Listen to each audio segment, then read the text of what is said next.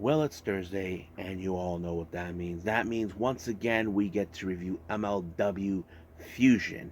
Now, there were only two matches that, of course, has been put out, but we had several interviews and certain things are taking place within MLW. One amongst them is, of course, is Alex Kane facing off someone from the World Titan Federation, which is Saint Laurent's group, to show him that sooner or later Alex Kane will lose his title. Of course, we move on with Impact Wrestling. As you know, they're building up all the way to Bound for Glory. Certain things have now been coming to light that would be, in fact, will be taking effect until then.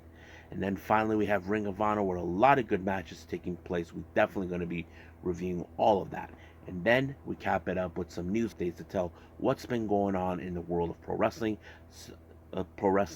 such as what events and promotions that they're putting out, who's booked, what matches are set.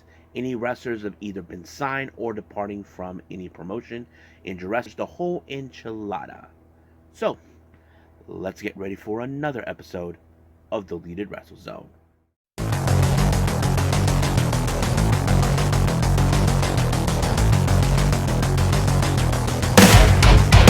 Are you ready? Get up, get up! Get up, get up! Get up, get up! Get up, get up! Get up, get up! Get up, get up!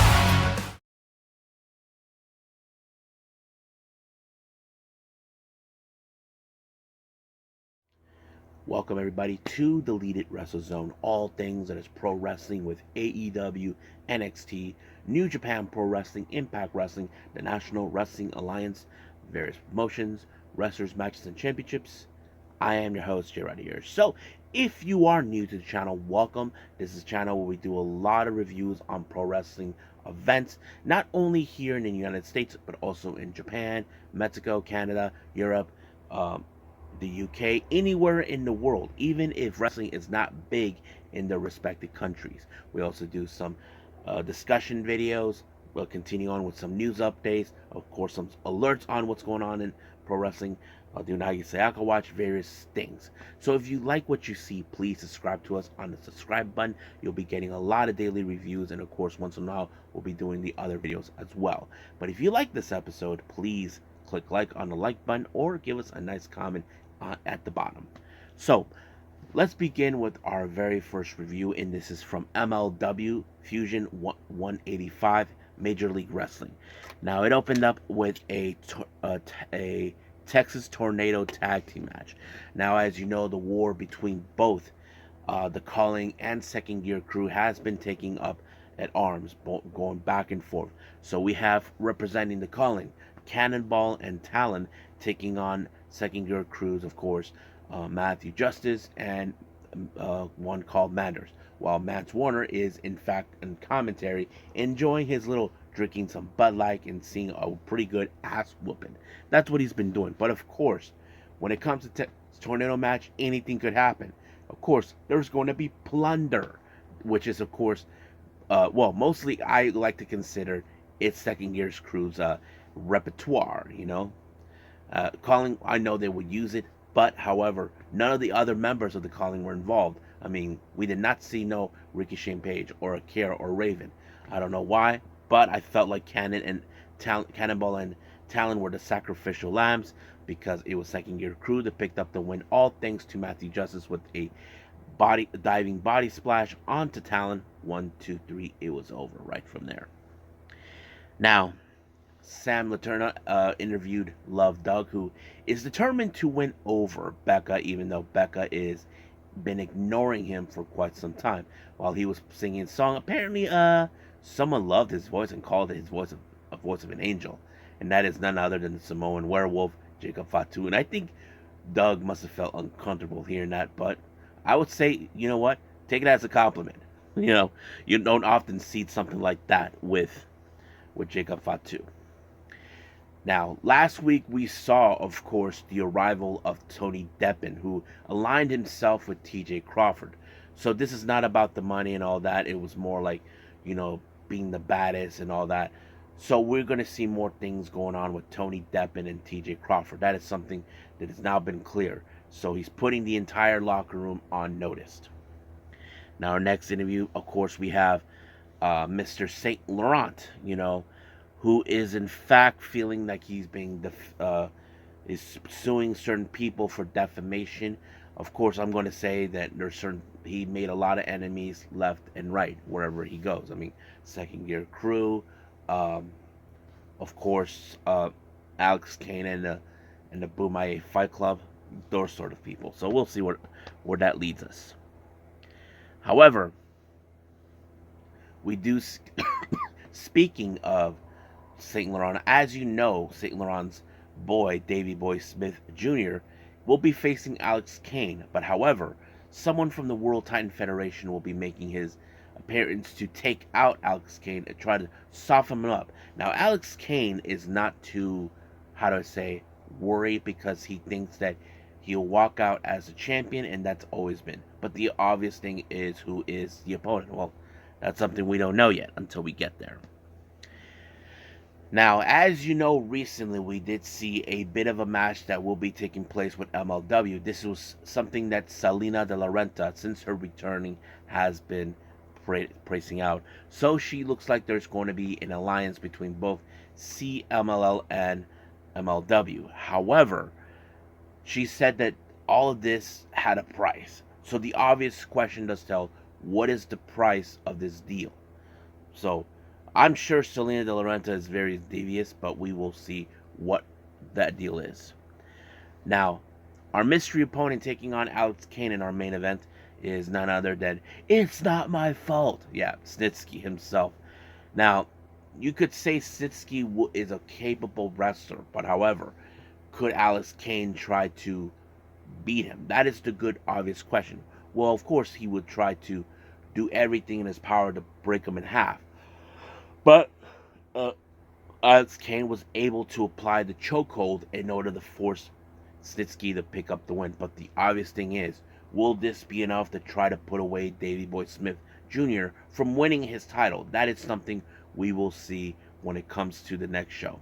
So I think that's pretty much it what we have for MLW. I say let's move on with Impact Wrestling.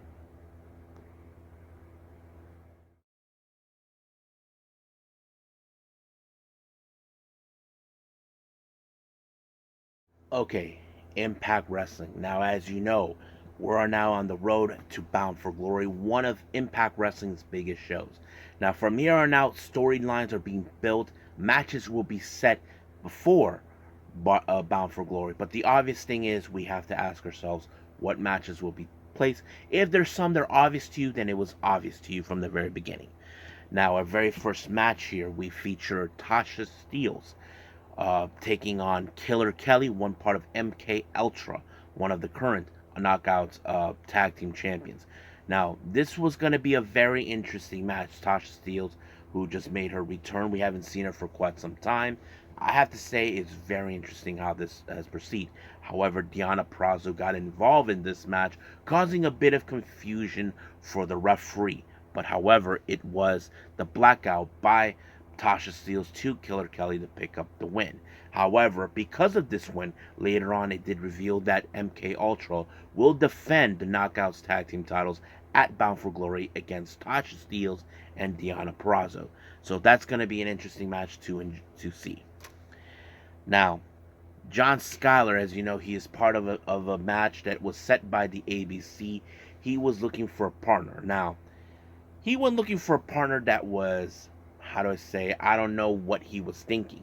So he kind of went to ask Savannah Evans, who had a very impressive match on the BTI show, which is before Beyond the Impact or something like that. Anyway, he wanted her to join, be his partner, but apparently that did not happen. But however, Giselle Shaw hasn't forgotten Jade Vidal costing her the match for her title match. So she decided, you know what, take Jade Vidal instead. Vidal was like shocked that he can't believe that he sent him on a loan. So that sort of thing. Now, our next interview, we have Jonathan Gresham. Gia Miller questions him about what he did. Now, Jonathan Gresham has these moral things about the rules.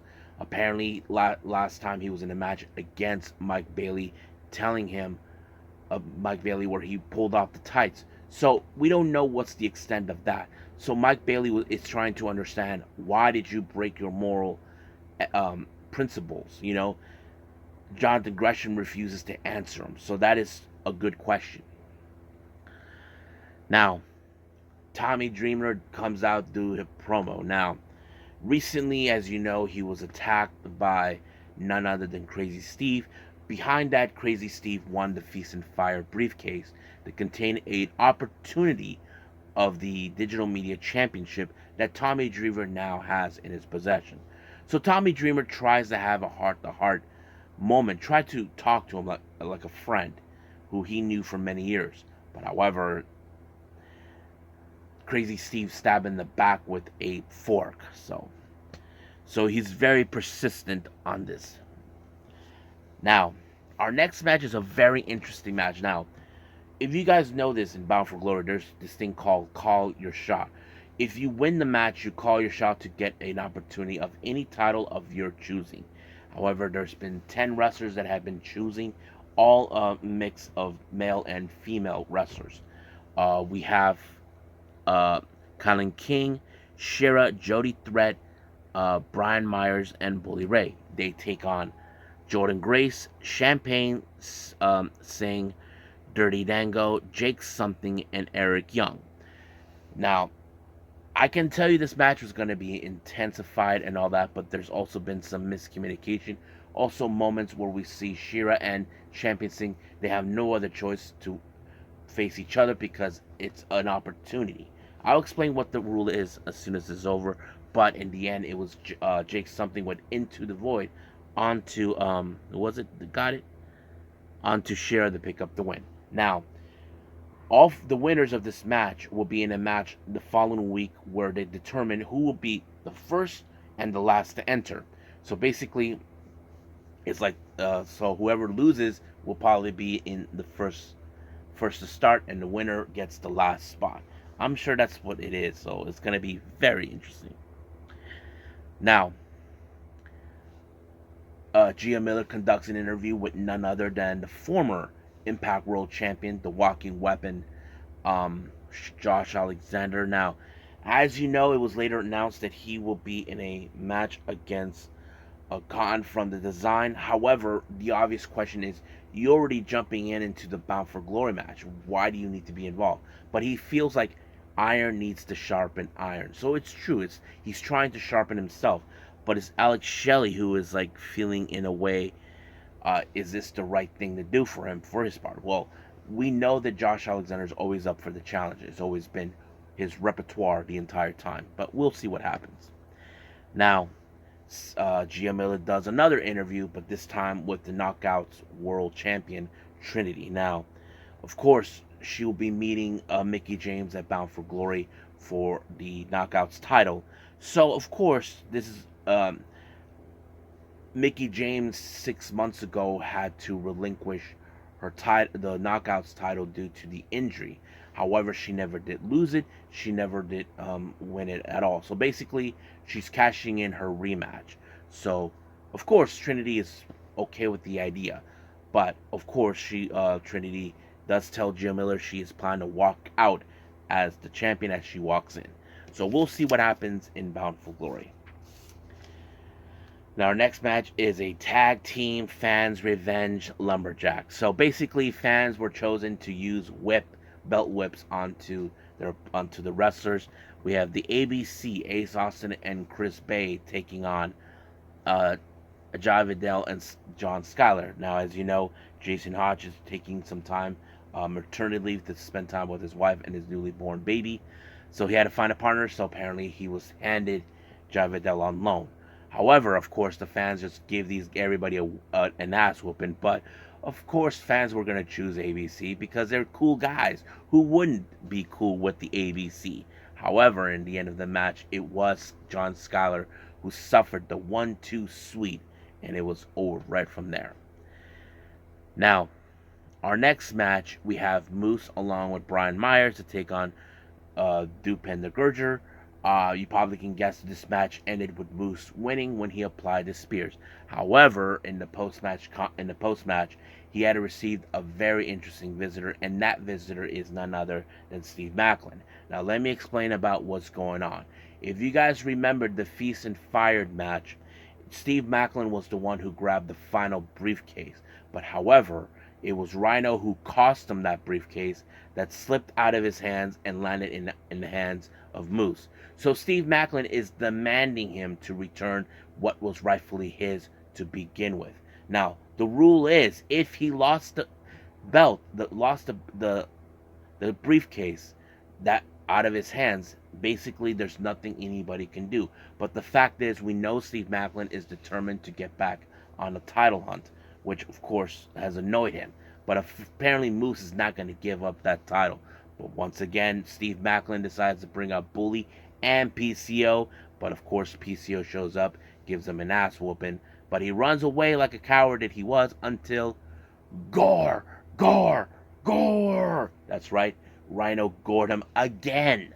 So basically, he has two enemies coming left and right. So he deserved that. Now, our next thing we see is the Rascals. Once again, if you guys remember, Trey Miguel desecrated the X Division belt by spraining it, and now they're doing this with the tag belt. And of course, Santino Marella does not like what he sees.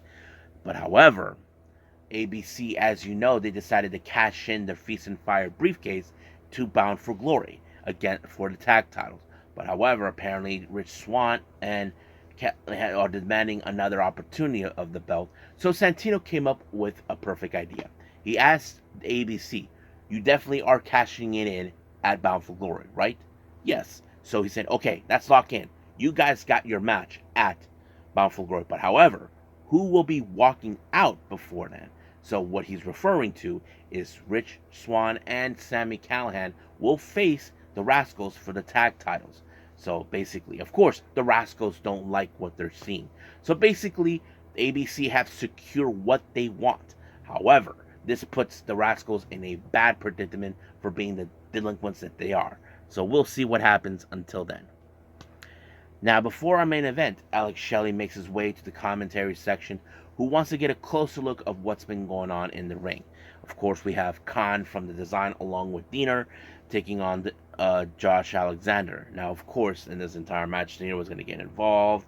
Of course, there was a moment when the ref was out, things got a little out of hand. But of course, Diener was planning to whack Josh Alexander with the chair, but it was backfired when Shelley got involved. And of course, Alexander accidentally hit him, was not intentional. But of course, Alexander was able to pick up the win with the C4 spike onto Khan to pick up the win. But however, Shelley, who did not like what just happened to him, retaliated and beat the crap out of him. So we'll see what happens. We know they will see each other at Bound for Glory, but here and out, anything could happen. So I think that's pretty much it right now for this segment. Let's move on with our final review, Ring of Honor.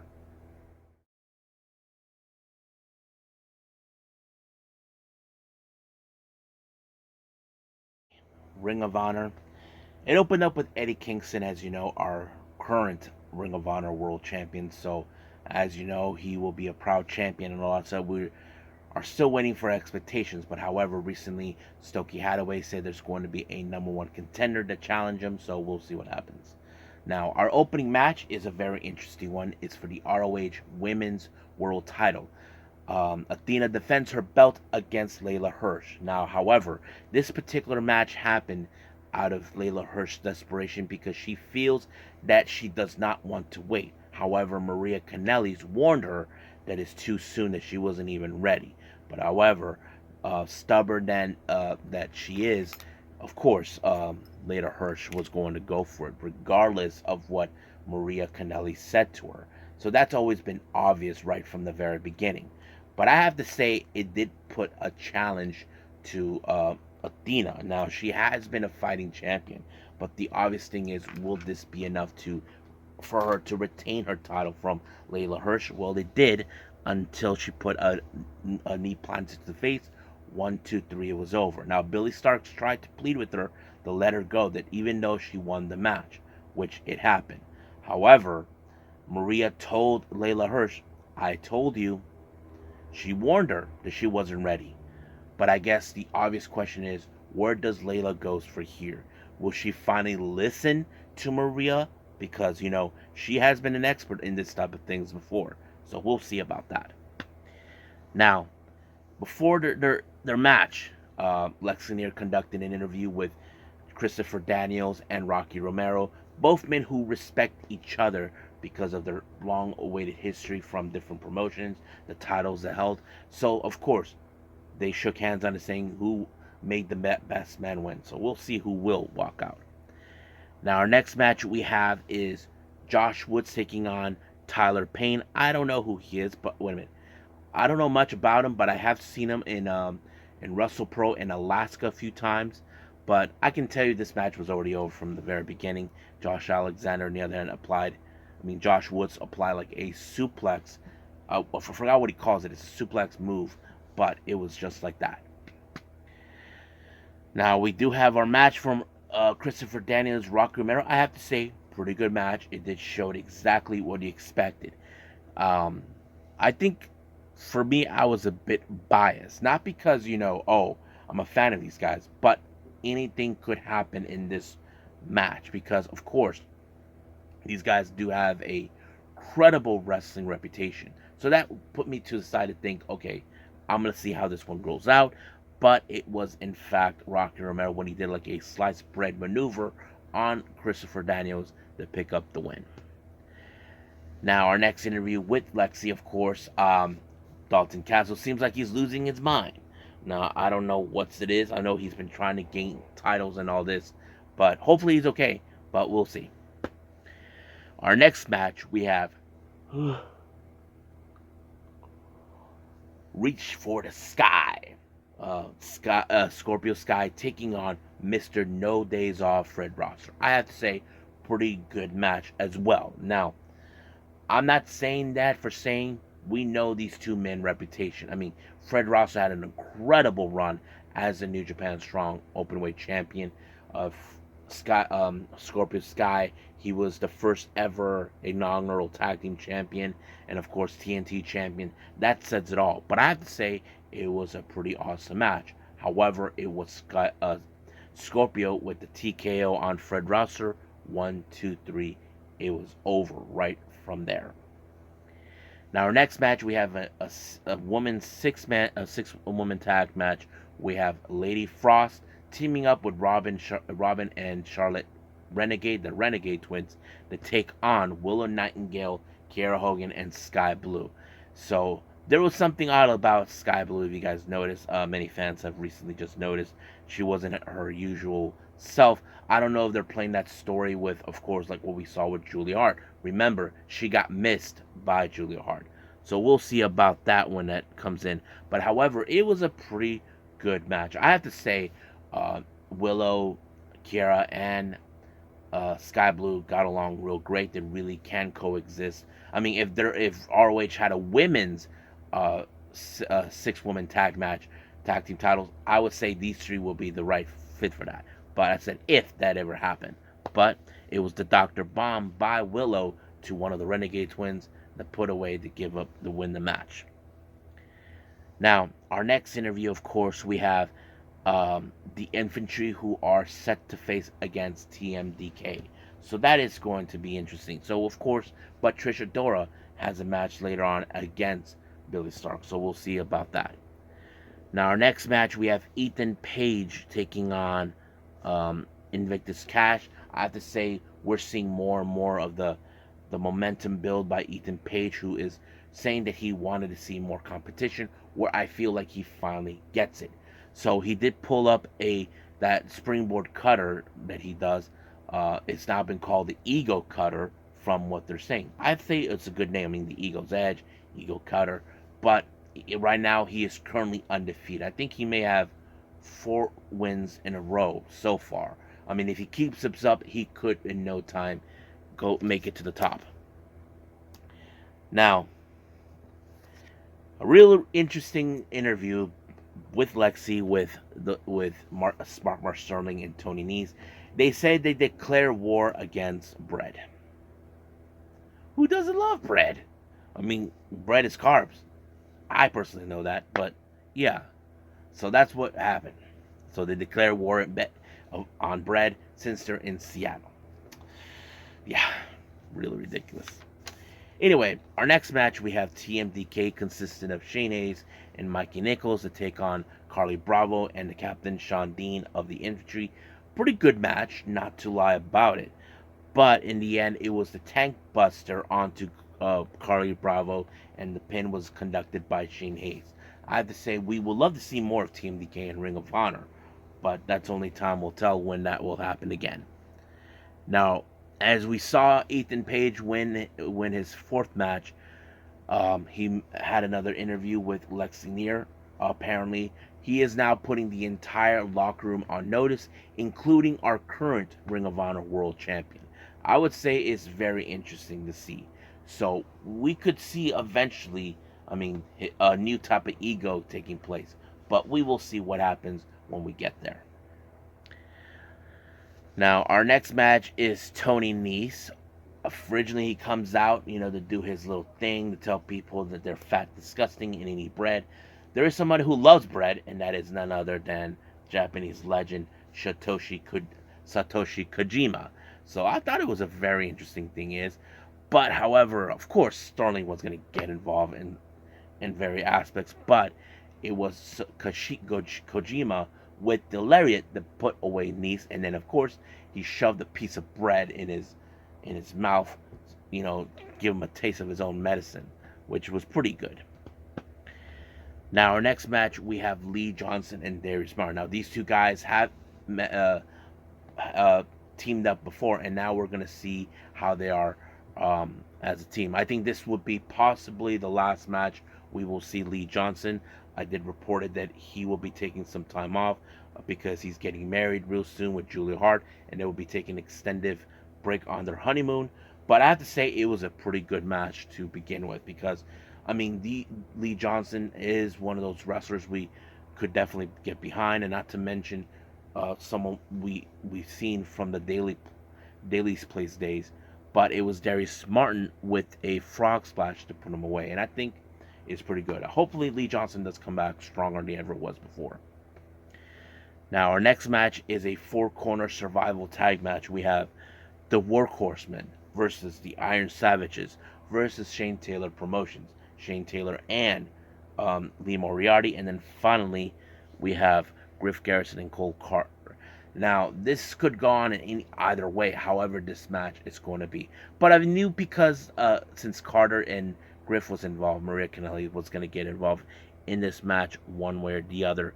But however, it was Shane Taylor that picked up the win by pinning Cole Carter to begin, and that's how it is. I'm not sure if that distraction was smart out of Maria, but I'm sure she's not happy how this resulted. Not that they lost, but the way it ended. Shane Taylor is someone you don't want to trick lightly with. Now, our main event, we have the Spanish Announce Project, Angelico and Serpentico teaming up with the Base God, Gringo Loco, to take on Commander, Gravity, and Metallica. I have to say, what an unbelievable match. As I grew up watching Lucha Libre as a kid, this is what I like about these type of matches. I enjoy them, I love them, and it's awesome. So, but in the end, it was, of course, a very interesting ending. Commander always impresses me. He did a springboard Canadian Destroyer on Gringo Loco, and then he applied the springboard shooting star running springboard shooting star press on him. Like, oh man, that is pretty cool. So I thought it was a pretty good main event. So I think that's pretty much it with Ring of Honor. I say let's move on with our lasting news updates.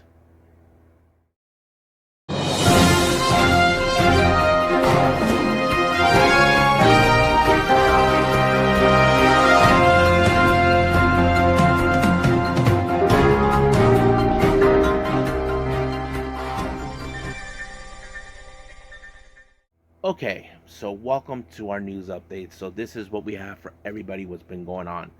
All women's promotion based out of the UK, Pro Wrestling Eve has announced for the bracket for the She Won tournament that will take place this weekend. So this is what we have for that bracket. Let's call this one bracket A. We have Emerson Jane versus Aaliyah James, and then there's Millie McKenzie taking on Kanjing. Then there's Sky Smithson taking on Jetta. And then finally Laura Di Matteo versus Sapphire Reed. Now let's go for bracket B. We have Alexis Falcon versus Casey. We have Mina Samuels versus Rio. Not Rio from AEW, but this is one of the spells with the RHIO. So mixed spelling. Then we have Alex Windsor taking on Chantel Jordan. And then finally, Mayu Hiki taking on Charlie Morgan. So I have to say, pretty good bracket. Do I have any specific winners for this one? Well, to me, I would like to say for the A bracket, Millie McKenzie. For B, I would say either Alex Windsor or possibly maybe Alexis Falcon. That's who I think, but we'll proceed from that. Uh, Gatoh Move Pro Wrestling has announced for another show that we conducted, and this time it will be in Shinkiba First Ring. So the matches that they announced we have is this. We have the Best Bros, Mei Shruga and Balinaki, taking on Kari Yonamane and Hagane Shino. Then we have a six-man tag match, Hiroshima Shunshido and Masahiro Takanashi to take on Daiki Shimomura, Matsuko Nakamura, and Dr. Gore. Then we have another tag team match. We have Tokiko Kirihara and Antohana known as Black Kamachi taking on Brahman Shu and Brahman K. Then we have another match.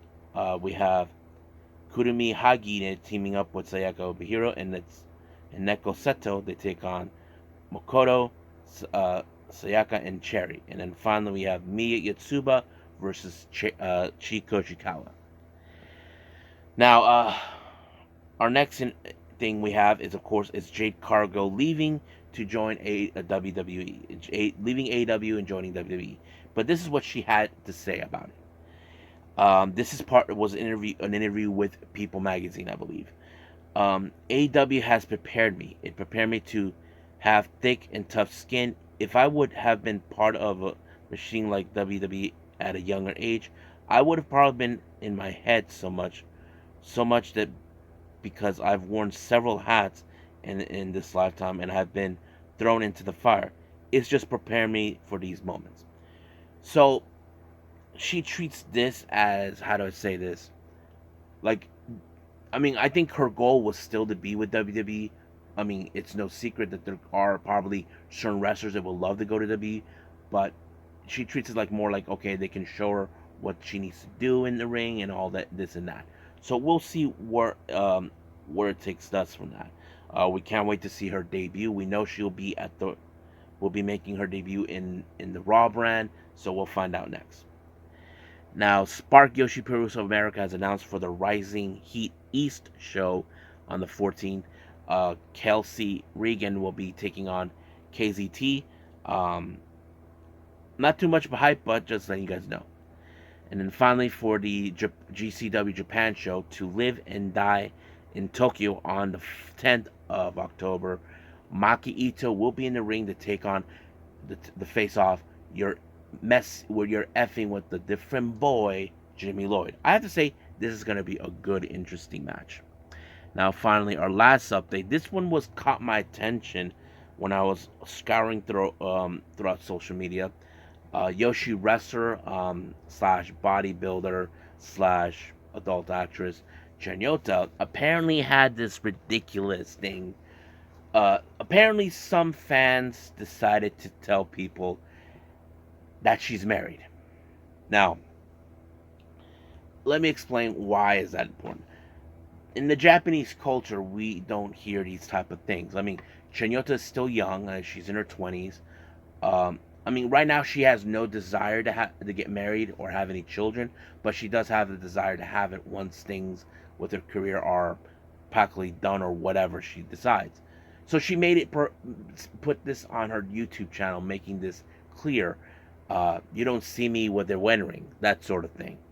I mean, I have seen Madeline from who's currently with Diana, but soon she'll become a freelancer by the end of this year. I've seen her with her ring, on social media, but I never seen Chanyota with a ring at all. So I don't know where this idea come from, but Chanyota actually had a thought about that. She even said that maybe somebody got the wrong idea because she was involved in an adult film that kind of took the wrong interpretation of what's going on. I mean, we've seen, if you guys ever seen adult films, I hear that there's always the scenes where there's like the marriage stuff and they wear the ring just like that. So maybe that's what people thought. I mean, Chinata would have said that she was already in a relationship. I mean, we have to hear this like the old saying goes, from the horse's mouth. We would have heard this from Chinata herself, or this would have been private because many Japanese people like to keep their relationship very private. But we'll see what happens. Hopefully, this could be resolved in some capacity. And I think that's pretty much it right now. I say let's just call it a day. Okay. Hope everybody enjoys this episode. So, coming up for our next one, we will be doing, of course, NXT Level Up and AEW Rampage. However, I will also be doing the review for the much recent Stardom show in Korakuen Hall right after the 5-Star Grand Prix. I like to call this, I don't know if this is the Outpost show before we head to their show in Nagoya. So I will be doing that. I haven't decided yet if I want to do another review, but we will see as we go along. So we'll just have to go with the flow at this point. But, however, for now, I will see you guys in the next DWZ time. Same DWZ channel. I must bid all of you adieu. So, goodbye. Mwah. And have a nice day. Bang.